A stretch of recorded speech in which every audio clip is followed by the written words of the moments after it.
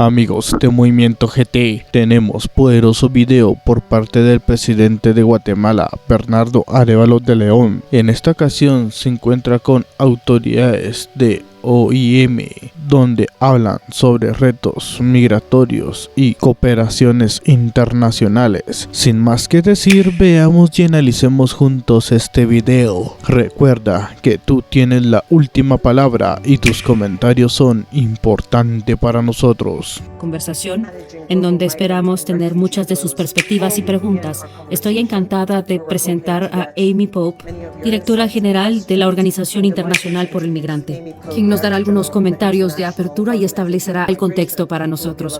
Amy, adelante. Muchísimas gracias, excelencias, amigos y colegas. Es un tremendo honor y privilegio de estar aquí. Y es importante, creo yo, que iniciemos con lo que es una verdad fundamental, que es la migración es humana. Los humanos han migrado desde los inicios de la civilización. Y durante la historia, las personas han migrado por una gran variedad de razones. Algunas veces están buscando por una mejor vida, algunas veces están huyendo del conflicto, a veces están huyendo del desplazamiento climático. Y lo que sabemos es que a través del mundo, y a veces lo olvidamos si ves las noticias, la mayoría de la migración es segura, es regular, es migración por trabajo. Pero a la vez sabemos que el número de personas que han sido desplazadas va en aumento, ya sea un desplazamiento por el clima, por conflicto o por persecución. Sabemos que más y más personas han ido migrando por más rutas irregulares. En este momento sabemos que más de 71 millones de personas han sido desplazadas desde sus propios países. Como el alto comisionado nos hablará del número de refugiados en aumento, más de 36 millones, estamos viendo a muchas personas que han sido desplazadas por una variedad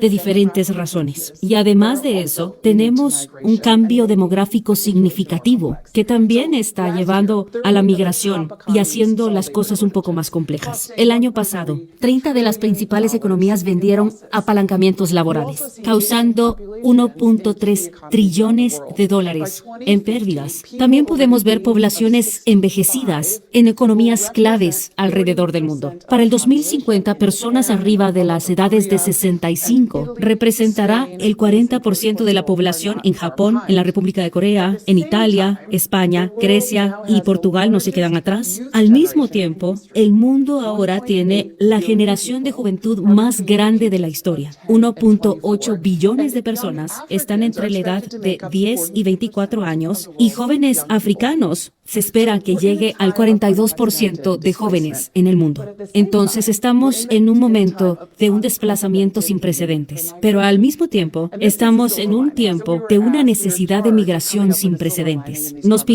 encargaron que buscáramos la parte positiva en esta conversación. Esta es la definición de un momento decisivo. Claro, podemos elegir en hacer lo mismo de siempre, que ya sabemos que nos lleva a un gran número de personas que están migrando irregularmente, sujetos a explotación, abuso, bajando los salarios, teniendo un impacto negativo en muchos lugares del mundo. O podemos elegir en idearnos un mejor sistema para conectar a personas a oportunidades. Ahora, la buena noticia es que si elegimos el camino correcto, creo que ya saben a cuál me refiero con eso, si elegimos el camino de conectar a personas a oportunidades, la evidencia es abrumadora que nos lleva a mejores resultados, no solo por el migrante, pero para la comunidad de la que esa persona viene y a la comunidad a la que esa persona va. Tengo un ejemplo. En 1970, las personas de India, Caroline States, empezaron a migrar primeramente a los países del Golfo por trabajo y durante los años, Kerala se ha convertido en uno de los más grandes recipientes de remesas y eso se transformó no solo familiares trabajando en los estados del Golfo, pero una comunidad entera. Entonces hoy la migración desde Kerala ha reducido, pero las remesas han incrementado porque los migrantes tienen mejores trabajos y ganan más dinero. Y como mostramos alrededor del mundo, las remesas internacionales en países de bajo y mediano ingreso están ahora en 670 billones de dólares al año. Y eso es mucho más que cualquier inversión directa extranjera de cualquier gobierno del mundo. Y francamente, aun que esos gobiernos combinaran sus recursos. Entonces, eso significa que tenemos este momento. Tenemos que elegir un camino en donde empezamos a conectar a personas con oportunidades, en donde la asistencia del desarrollo empieza a habilitar a personas a definir esas oportunidades laborales. Y últimamente, no solo habilitará el desarrollo de las comunidades de donde las personas vienen, pero habilitará el desarrollo de la innovación, el intercambio de ideas, el intercambio de destrezas para las personas de las comunidades a donde van. Entonces, si no hacemos esto, creo que podemos predecir qué es lo que va a pasar. No es solo la migración irregular, no es solo más muertes en el mar, o más muertes en el desierto, o más muertes en las rutas, o la explotación, pero es un doctor menos, un ingeniero de sistemas menos, una persona menos que está proveyendo a una persona en un asilo. Y multiplica eso por millones. Esa es la causa de la que estamos hablando. Es la causa en la pérdida del potencial humano. En un momento en donde ese potencial humano es tan desesperadamente necesitado. Entonces, señoras y señores, esa es la discusión de este día. ¿Cómo tomamos el camino que nos lleva a mejores resultados de desarrollo sostenible, en donde más personas en el mundo apalancando la migración para entregar esos resultados? Muchas gracias, Amy. Muy convincente, y me encanta que hayas iniciado con la migración es humana, porque creo que muchas veces cuando nos insertamos a fondo en estas conversaciones, nos desviamos de ese punto de la migración, que es humana. Así que bienvenidos a esta sesión. Soy Mina Al-Oraibi, soy la jefe editora de The National. Yo era una pequeña niña cuando me convertí en una refugiada y ahora soy una migrante por elección trabajando en los Estados Unidos Árabes, una refugiada iraquí con ciudadanía inglesa y trabajando en los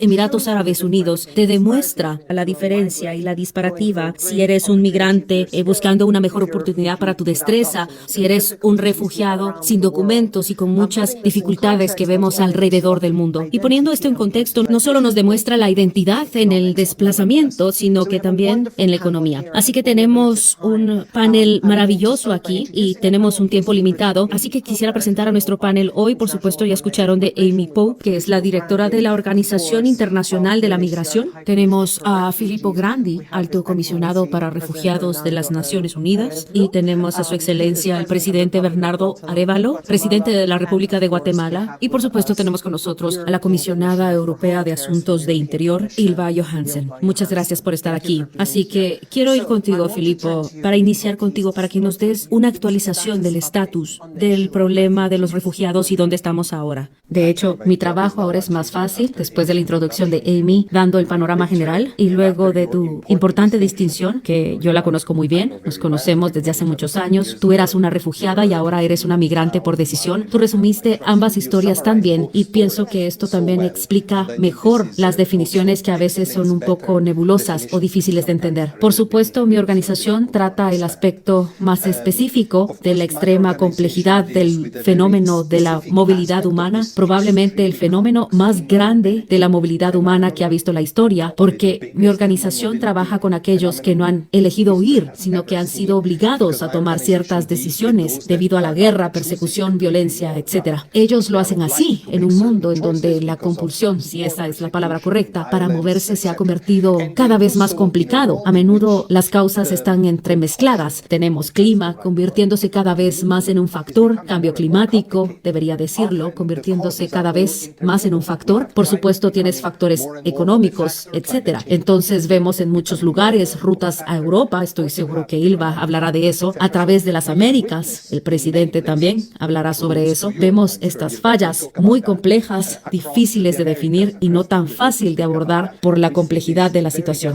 Entonces me gustaría agregar unos cuantos pensamientos sobre lo que se ha dicho. De primero, creo que necesitamos tener cuidado de no ceder a la narrativa que es imposible lidiar con este movimiento de población. Esta es la narrativa que en muchos lugares gana votos, pero no nos lleva a ningún lado, o nos lleva a las soluciones equivocadas que nos llevan a ningún lado, en términos que no nos llevan a ninguna solución, en términos de muros o retrocesos y todas las cosas que ya conocemos. El segundo pensamiento que quiero dejarles es que el movimiento de personas, en particular de refugiados, es esencialmente un movimiento al sur del mundo. Hay una fuerte percepción que todo todo sucede del sur al norte y pobre Ilva tiene que lidiar con esto todo el tiempo. De hecho, cuando tú ves las estadísticas, 114 millones de personas son forzadas a huir, refugiados o desplazados. Estas también son las cifras que tú también diste. La vasta mayoría no está en los países ricos, están en los países de ingresos medios o aún más a menudo en países de pocos recursos. Ahora, yo dije que no deberíamos ceder a una narrativa de imposibilidad. Al mismo tiempo, debemos reconocer que no hay nada mágico, que muchas de estas soluciones simplistas que escuchamos, especialmente en Europa o en América del Norte y en otros lugares, soluciones simples, no son soluciones reales. Un par de puntos finales que quiero hacer respecto a esto. Uno, es que algunos de nosotros trabajamos con refugiados, no solo aquí, pero alrededor del mundo. Es un ambiente difícil de trabajar en muchas maneras. Seguridad, políticas, hasta ahora en recursos no son suficientes. Lamento mucho hacer este punto. El año pasado, mi organización declaró una emergencia cada 8 días. Cada 8 días. Teníamos un procedimiento especial, emergencia sobre refugiados cada 8 días. Esto te da un sentido de las pruebas que tenemos que enfrentar con cada vez menos recursos, que desde que estamos en Múnich, tengo que decir que Alemania ha sido uno de nuestros partidarios más fuertes, como lo ha sido la Comisión Europea, también lo ha sido Estados Unidos, pero desafortunadamente el soporte colectivo no es suficiente y sin una fuerte acción humanitaria de apoyo, toma un elemento de estabilidad en estas fallas y remueves algunas responsabilidades fundamentales de protección que tenemos respecto a estas personas. Estamos trabajando cada vez más con organizaciones de desarrollo, todos nosotros en el terreno humanitario para hacer un tipo de trabajo más sostenible que hacemos en países albergando grandes cantidades de refugiados. Y como punto final, por supuesto, Amy y yo hemos estado trabajando mucho, de hecho, desde nuestras respectivas percepciones. Ahora seguimos diciendo, no solo te enfoques solo en la última frontera, que es usualmente una frontera rica, si puedo utilizar esa palabra, porque muchas veces es muy tarde encontrar la solución. No necesito decírtelo, muy tarde para encontrar la solución. Nosotros utilizamos esta expresión, tengamos una aproximación a la base de ruta. Vamos hacia atrás, hasta la causa de la ruta e intentar detener intervenciones precisas, segmentadas de desarrollos, vías legales, que son algunas de las muchas maneras que hemos tratado de empaquetar para apoyar a países en esta aproximación al avance de ruta. Por cierto, estoy realmente feliz, Mina. Estoy muy feliz en general que la conferencia en seguridad en Múnich da un pequeño espacio para estos temas porque puede no parecer tan obvio, pero tiene ramificaciones profundas en términos de seguridad. También es bueno que entre muchos problemas de seguridad, estos temas de seguridad y migración también son destacados. Y además un enorme significado en términos en tratar de determinar en cómo países intentan trabajar juntos en un tiempo que vemos mucho multilateralismo. Señor presidente, quiero dirigirme a usted porque, por supuesto, su país es un país que con frecuencia ve cómo la gente emigra en busca de mejores oportunidades económicas. Según algunas estadísticas, el 59% de la población vive por debajo del nivel de la pobreza. Me gustaría preguntarle su punto de vista cuando piensa en Guatemala, pero también cuando piensa en qué tipo de soluciones pueden haber en los países de ruta, cuáles pueden ser y cómo pueden también los países apoyar o el sistema internacional apoyar a países como el suyo. En realidad, alrededor del 20% de los guatemaltecos que están vivos hoy en día viven fuera de Guatemala, viven en los Estados Unidos y son al mismo tiempo una presencia económica increíblemente importante en el país debido a las remesas. Están realmente impulsando la economía, no necesariamente de la forma en que se debería en cuanto a desarrollo, pero es una de las cosas que tenemos que empezar a abordar. Lo que tenemos muy claro es que para abordar este tema tenemos que hacerlo de manera colaborativa. Tenemos que adoptar una perspectiva regional, tenemos que entablar una colaboración con todos los países que se encuentran en este camino de la migración, que en nuestro caso no son solo los que huyen de la pobreza, en el caso de Guatemala, y los que están huyendo, como usted menciona. Esta es la juventud del pueblo. Son los socios demográficos que necesitamos para hacer florecer nuestra economía en el futuro. Y ellos se van a trabajar a los Estados Unidos o a México, principalmente a Estados Unidos y Canadá.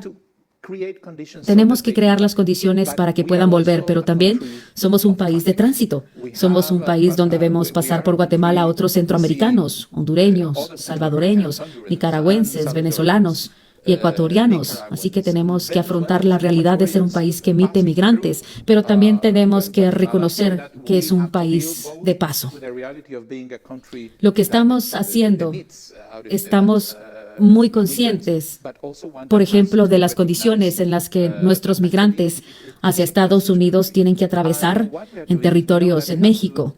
Ha habido historias terribles de inseguridad en el camino, por eso estamos conscientes y estamos pidiendo al gobierno de México y al gobierno de Estados Unidos que colaboren con nosotros para abordar este trayecto, pero también estamos perfectamente conscientes de que tenemos el mismo tipo de respeto a la dignidad y a los derechos humanos de nuestros ciudadanos, mientras que pasan por este proceso de migración y tenemos que brindar a quienes vienen de otras nacionalidades que pasan por nuestro país. En este sentido, estamos contentos de contar con la colaboración de la OIM y el ACNUR, ya que tenemos 7 centros de atención a refugiados y migrantes en todo el país, porque no solo llegan a la capital, sino a todas partes, para poder hacer frente a estos flujos migratorios, lo cual es muy importante. Sin embargo, somos muy conscientes de que para abordar este fenómeno de la migración, me rehúso a llamarlo problema, porque estoy de acuerdo con su visión, tenemos que ser capaces de entender que necesitamos movernos en 2 direcciones. Primero, entender que necesitamos mitigar y gestionar los flujos que tenemos en este momento, y luego colaborar con todas las partes y todos los países que están en esto. Y ahora estamos teniendo conversaciones a nivel regional, pero también con los Estados Unidos y México. Vamos a tener próximamente en el mes de abril una conferencia a nivel ministerial en la ciudad de Guatemala sobre el tema de las migraciones en el contexto de la Declaración de Los Ángeles. Vamos a tener una reunión bilateral entre los Estados Unidos, México y Guatemala para tratar temas sobre migración en preparación. Esto va a proporcionar este marco para tratar el tema de los que están de paso y de nuestros propios migrantes hacia otros países. Sin embargo, el problema no será abordado hasta que realmente llevemos desarrollo a esas regiones en el país que son las que están sacando personas, esas regiones que han sido abandonadas debido a la discriminación, abandonadas por el Estado. Estamos haciendo un gran esfuerzo para llevar a la inversión estatal a la infraestructura de desarrollo, no solo carreteras, suministro hidráulico, electrificación y otros. Una vez más, esto es algo que no vamos a hacer solos y también estamos trabajando con nuestros socios para intentar buscar soluciones. Así que tenemos que abordar y ser capaces de ofrecer soluciones a los que están desplazando en este momento, pero tenemos que abordar la causa del problema, que es la falta de desarrollo en nuestras regiones abandonadas. ¿Qué espera de la reunión de abril en Guatemala? ¿Qué le haría pensar que fue un éxito? Estoy contento que lo hayamos hecho. Pienso que tenemos que desarrollar marcos regionales que sean capaces de empezar a abordar precisamente ambas direcciones. Tenemos que ser capaces de pensar en mecanismos que ayuden a los gobiernos a abordar cuestiones de desarrollo en esas regiones clave o de violencia, porque en otros países son regiones de violencia, y al mismo tiempo ser capaces de abordar el problema de los flujos en curso y ofrecer condiciones de dignidad y garantías de seguridad a las personas que están migrando en este momento.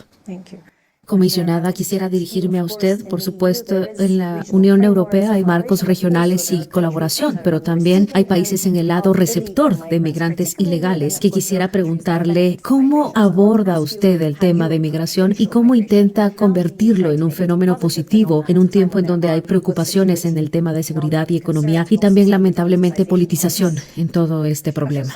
Debería decir que tomamos una decisión histórica en la Unión Europea en diciembre, justo antes de Navidad, cuando logramos llegar a un acuerdo en un nuevo pacto de migración y asilo, y tomamos algunos años, debo decirlo, 4 años tomó, y Estados miembros tenían diferencias y estaban agresivos unos con otros, y tuvimos varios diferentes usos del Parlamento Europeo, pero estamos trabajando en reconstruir la confianza y entender que manejar la migración no es juego de suma cero, es una situación de gana-gana cuando se hace adecuadamente, y se pierde si no lo hacemos. tenemos. Entonces creo que fue una parte importante que lográramos manejar este acuerdo y ahora tenemos el marco legal de manejar la migración, respetando el derecho de solicitar asilo, protegiendo el secreto de asilo, pero también con la solidaridad mandatoria y también con la gran diferencia entre aquellos que son elegibles a quedarse y aquellos que deben regresar a su país de origen.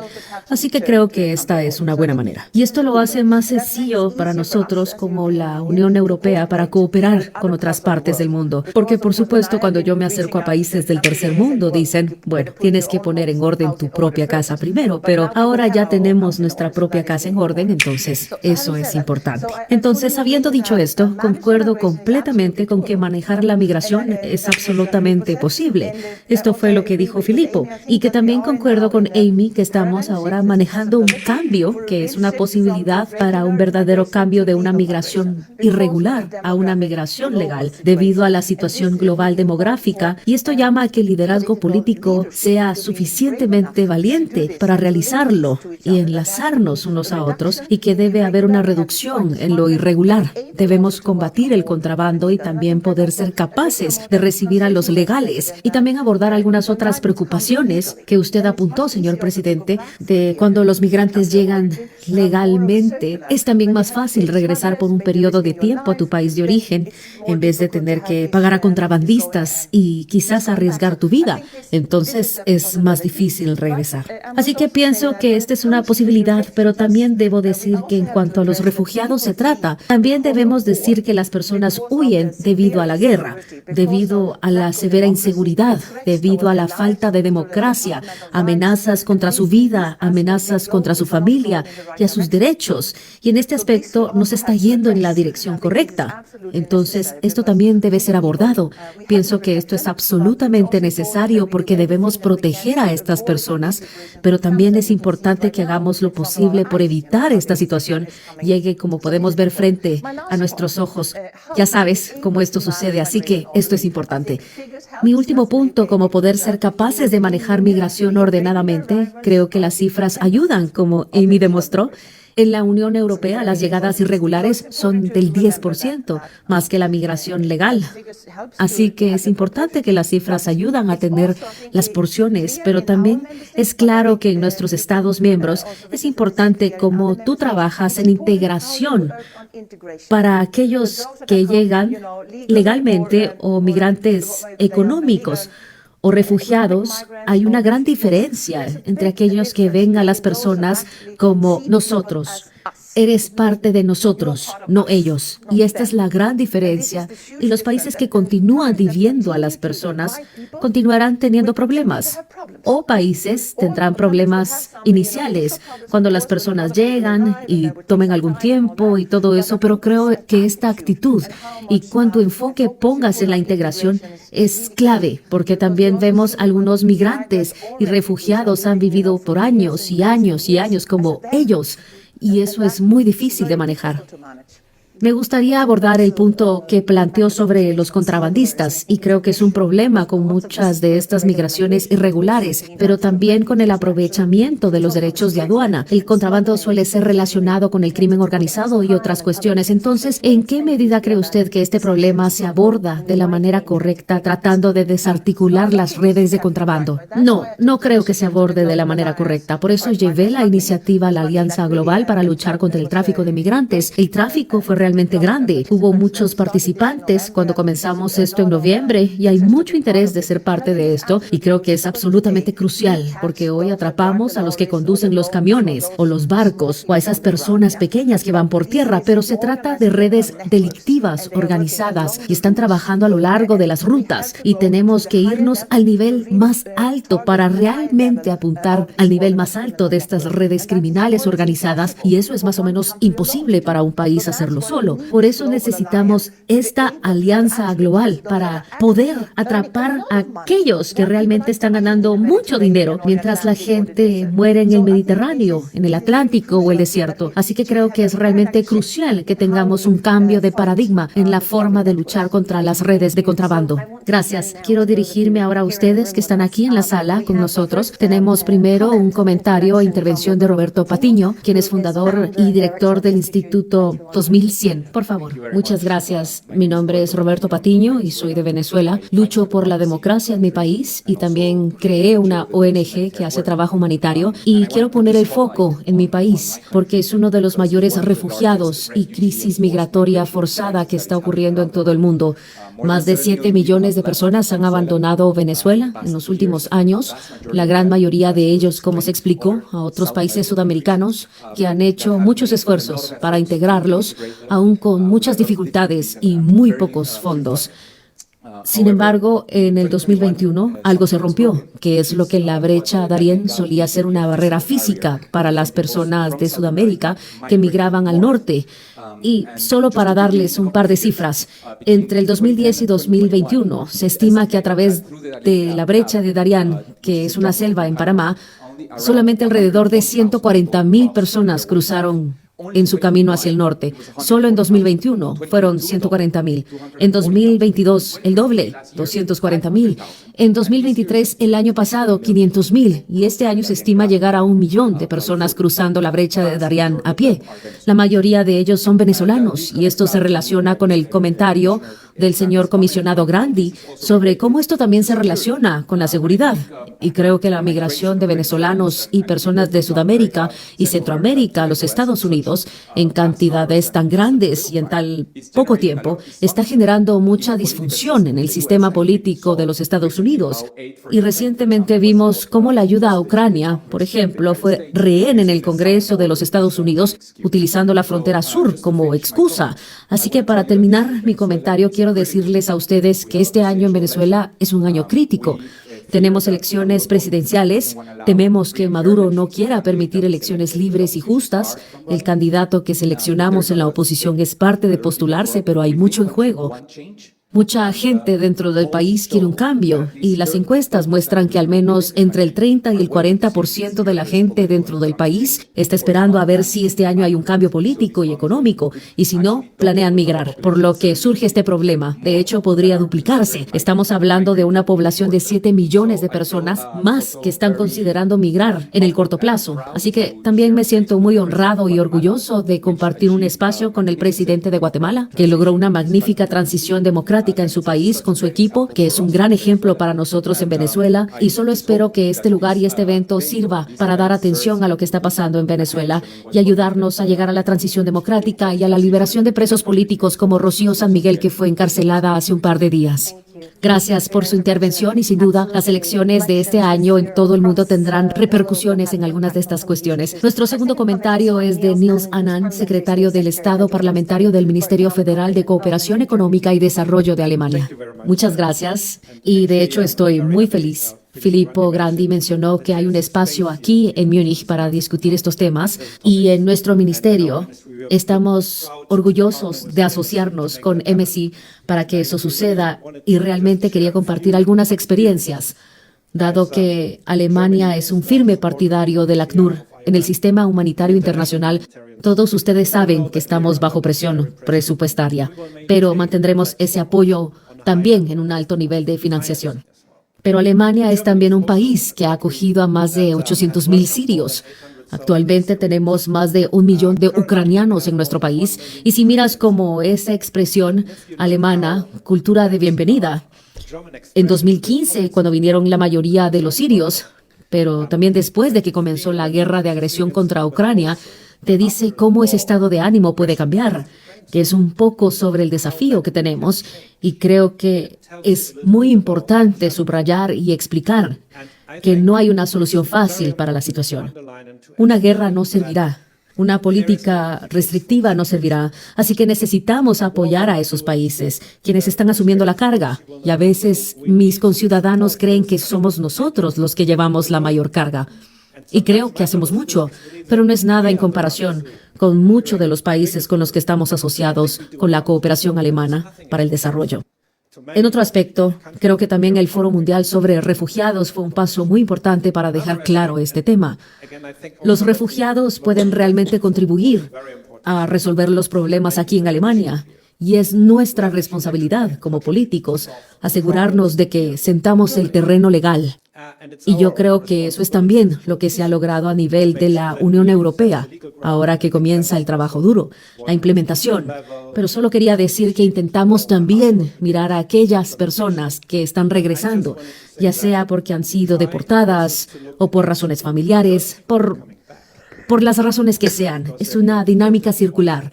Y lo que nosotros intentamos hacer en la cooperación al desarrollo no es solo ofrecer apoyo y asesoramiento a aquellos que saben, debido a cambios reales en la decisión política alemana, tomar decisiones, tener la oportunidad de emigrar legalmente a Alemania, pero también ayudar a aquellos que regresen con mucha experiencia y nuevas habilidades y que puedan contribuir al desarrollo de su propio país.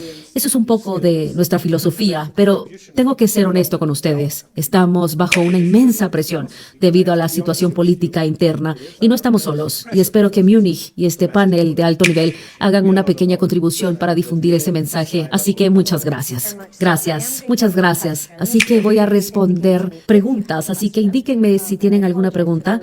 Y pido disculpas a aquellos a quienes estoy dando la espalda. Prometo darme la vuelta si hay alguna pregunta, pero primero tenemos una pregunta aquí. Por favor, preséntate. Hola, mi nombre es Maggie Dougherty, soy una líder joven y trabajo para el Comité de Relaciones Exteriores del Senado de los Estados Unidos. Y mi pregunta es con respecto a las comunidades de acogida para refugiados. En particular, ya conoces respuestas recientes como la frontera con Sudán y Chad, y también cuáles somos, viendo lo que ocurre en Bangladesh con los Rohingya. ¿Cómo apoyamos a las comunidades de acogida que tampoco tienen muchos medios, pero tienen grandes poblaciones de refugiados? Creo que es para ti. ¿Cómo apoyas a los anfitriones? Es una buena pregunta porque a veces usamos un poco de taquigrafía y decimos que los refugiados necesitan ayuda, pero en realidad cada vez más nos damos cuenta de que en situaciones en las que los refugiados llegan, especialmente a países con pocos recursos, la peor parte recae esencialmente en las comunidades de acogida. Recuerdo muy bien, por ejemplo, mencionaste este caso en 2017, cuando 1 millón de rohingyas, esta minoría musulmana en Birmania y en Myanmar, cruzó la frontera de Bangladesh y llegó a Bangladesh, en una de las zonas más pobres de Bangladesh. La visité después de unos días y esencialmente la mayor parte del apoyo fue proporcionado por la gente de las aldeas que compartían lo poco que tenían. Creo que esto es un símbolo muy importante de lo que dije antes, de que la mayor carga de estos movimientos de población no recae en la parte rica del mundo, sino que en la parte pobre. No estoy sugiriendo que sea sencillo en la parte rica del mundo, pero creo que debemos llegar a esa conclusión cuando planifiquemos cómo intervenir y responder a estas situaciones. Una pregunta aquí y luego pasaremos aquí. Si puedes darle el micrófono, por favor. Hola, soy Karma, soy de Líbano y soy miembro asociado del Instituto ISAN FIS de Políticas Públicas y Asuntos Internacionales. Como dije, vengo de Líbano y antes de la guerra en Siria teníamos más de 600,000 trabajadores temporales y nadie reaccionó a eso. Después de la guerra, tenemos más de 1 millón de refugiados y tenemos una reacción diferente ante su presencia. Mi pregunta para usted, Filippo, y para la comisionada, ¿se ha militarizado este problema en nuestras sociedades? ¿Y cómo sus organizaciones, si ustedes están trabajando en integrar ciertos mecanismos o forma para tratar de encontrar mecanismos para lidiar con esta militarización que apunta a la raíz de por qué está pasando todo esto? Así que podemos hablar por horas de un sistema circular igualitario para los refugiados y migrantes, pero si no abordamos el tema de la militarización, el cual yo veo todos los días en mi país, y tratar de luchar para hacer frente, me temo que esto permanecerá solamente como teoría, sin pasar a la práctica. Así que mi pregunta es, ¿cómo lidiamos con esta militarización? Comisionada, ¿quisiera usted responder a esta pregunta? Muchas gracias por la pregunta y creo que con esto volvemos a lo que dije al inicio entre nosotros y ellos, porque existe una gran diferencia en la manera en cómo se trabaja la integración. Quiero decir, al principio siempre es un reto para todo el país. Tenemos que ser capaces de integrarlos. Usted mencionaba existía una migración laboral desde Siria y esta es la actitud. Claro, no voy a decirles cómo cambiar esta actitud, pero es absolutamente esencial, ya que las lecciones que hemos aprendido en todo el mundo son que cuando tienes la actitud de, ok, este es el caso, vamos a hacerlos parte de nosotros, es mucho más sencillo manejarlo así. Y pienso que parte de esto es lo que conocemos desde la Unión Europea. Por ejemplo, podemos ver que cuando activamos la medida de protección temporal para Ucrania, fue la primera vez que lo hacíamos, que usábamos esta ley. Eso significó que todos los ucranianos en la Unión Europea tenían los mismos derechos y podían tener acceso al mercado laboral. Pero cuando vamos al caso de una persona que busca asilo, tiene el derecho al acceso al mercado laboral o no difiere de un Estado miembro a otro Estado miembro, pero creo que esto es parte del éxito. Es decir, no ha sido fácil, pero al menos no ha sido abrumadoramente difícil con los ucranianos, tomando en cuenta que tenemos 4.3 millones, es parte de que ellos tengan acceso a pertenecer a la sociedad. Sin embargo, solíamos tener muchos ucranianos como trabajadores migrantes en la Unión Europea. Así que el acceso a educación, salud, pero también el mercado laboral para ser parte de la sociedad y activar estrategias para que los gobiernos en realidad lo hagan. Y para lograr tener éxito es también importante la sociedad civil porque nunca se integra al Estado, siempre se integra a la comunidad. De aquí es donde podemos ver que las iglesias, las ONGs y la sociedad civil juegan un papel crucial y los gobiernos deben reconocer esto. Me gustaría abordar el tema de la integración y cómo podemos parar la militarización, especialmente cuando hablamos de migrantes, la cual es una situación muy diferente a los refugiados.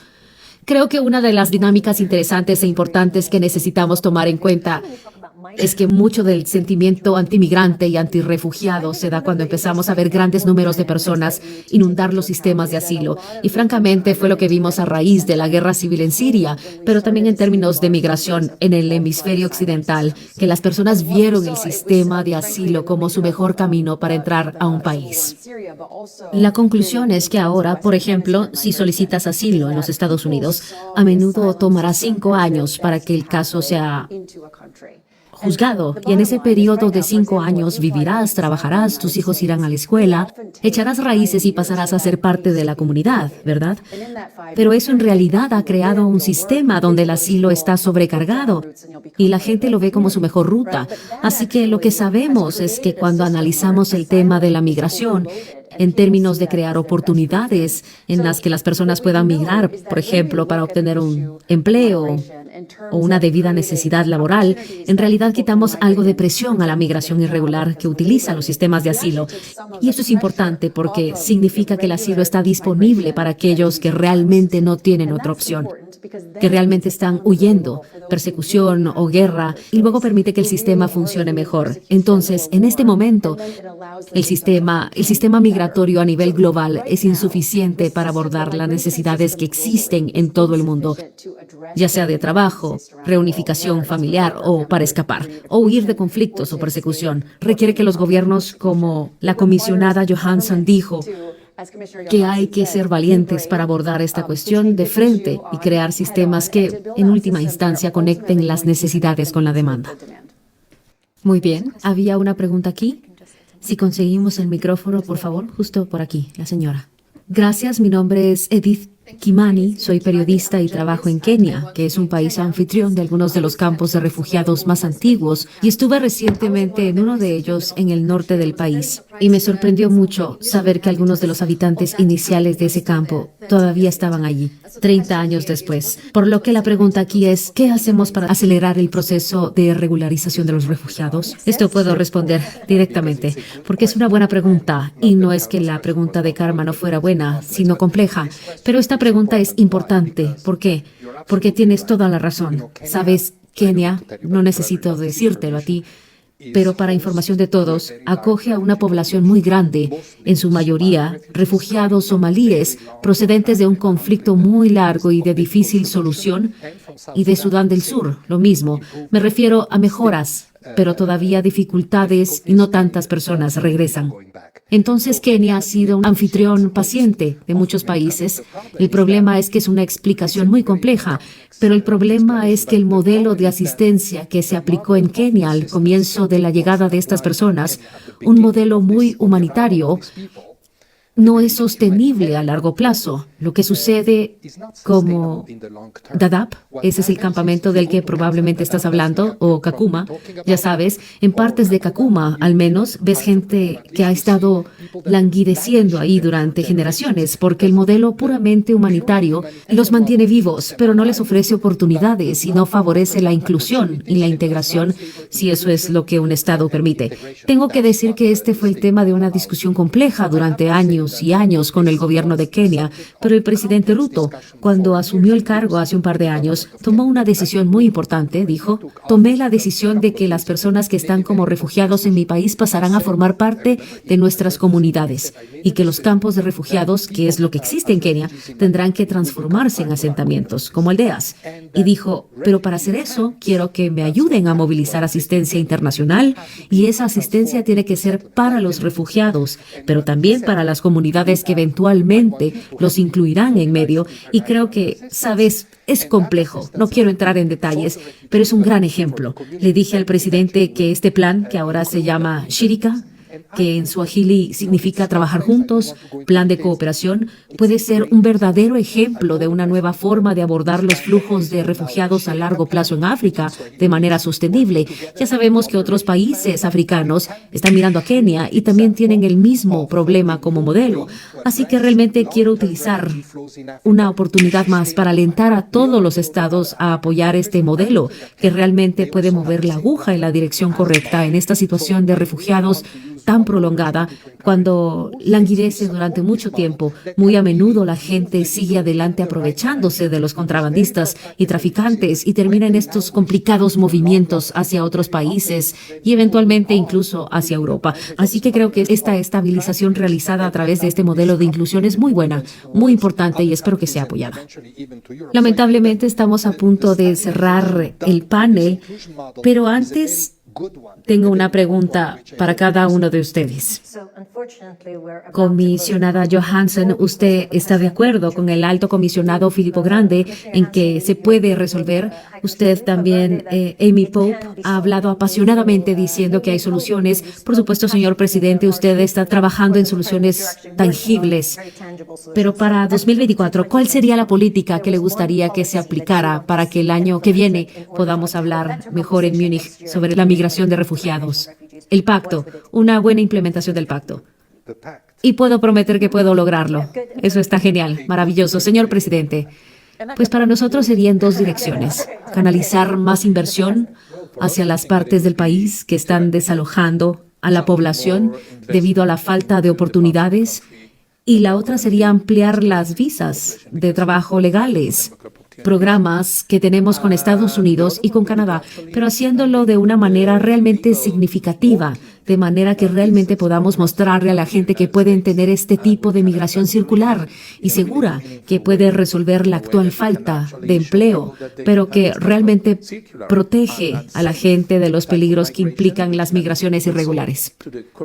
Voy a profundizar en la recomendación política del presidente y decir que no solo Canadá y Estados Unidos, sino todas las demás economías de América Latina y Europa, porque México, por ejemplo, tuvo una escasez de empleo de 1.6 millones de trabajadores el año pasado. Las economías de Uruguay, Panamá y Costa Rica tuvieron escasez de empleo, lo que sugiere que estamos haciendo un mal trabajo a la hora de poner en contacto a las personas con las oportunidades y que tenemos que pensar de forma más global sobre cómo hacer que la gente pueda trabajar. Necesitamos platicar más. Estoy en ello. Tenemos implementación del pacto, hablando más de visas para acceso, soluciones regionales. Al final, no es solo un país, pero tampoco pensar solo en el país final. Pensar en soluciones en los países de origen, como muchas personas prefieren permanecer dentro de sus comunidades, a menos que haya una razón realmente convincente para salir de lo que la creación de esa dinámica importante en nuestra parte del mundo. En el Medio Oriente hay muchas crisis en curso y los conflictos, como usted ha dicho, comisionado, que a menudo los conflictos y la guerra que vemos en este momento, por supuesto, lo que está pasando en Palestina, en Israel, hemos tenido personas desplazadas, por supuesto, terriblemente en Gaza, sino también en Israel, donde la gente no se siente segura. Y en el Líbano, donde pueblos enteros han sido desplazados, tenemos conflictos vitales, por supuesto, por desgracia, y la lista puede continuar. Esperemos que el año que viene haya más paz, pero que también haya más cooperación. Gracias a mi gran panel y gracias a todos ustedes.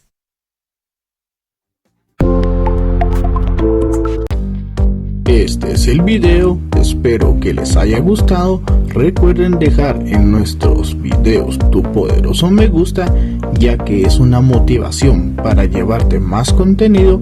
Suscríbete, activa las notificaciones, comparte en tus redes sociales favoritas con tus familiares y amigos. Recuerda que tú tienes la última palabra, tus comentarios es importante para nosotros. Nos vemos en el siguiente video. Adiós.